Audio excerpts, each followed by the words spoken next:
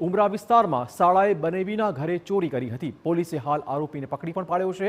આરોપીની પૂછપરછમાં ખુલાસો થયો છે કે આજથી 3 મહિના પહેલા આરોપીને સ્કૂટર ખરીદવું હતું અને તેમાં 20,000 રૂપિયા ઘટતા હતા, એટલે આરોપીએ તેમના બહેન બનેવી સમક્ષ રૂપિયાની માંગણી કરી, પરંતુ બનેવીએ ના પાડતા રૂપિયા નહોતા મળ્યા। આ વાતનો ખાર રાખીને આરોપી શાળાએ બનેવી વીરપુર ફરવા ગયા ત્યારે ઘરનું તાળું તોડીને 16,22,000 રૂપિયાના મુદ્દામાલની ચોરી કરી હતી।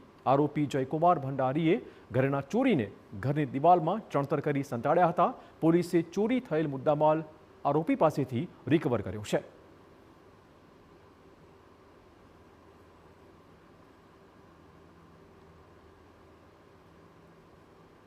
ભાઈ છે એ પણ ત્યાં 5,000 રૂપિયામાં એમના બનેવી એમને નોકરી લગાવેલા છે, પરંતુ આ 20,000 રૂપિયા ના આપવાના કારણે એમને ખોટું લાગતા એમને આ ગુનાને અંજામ આપ્યો।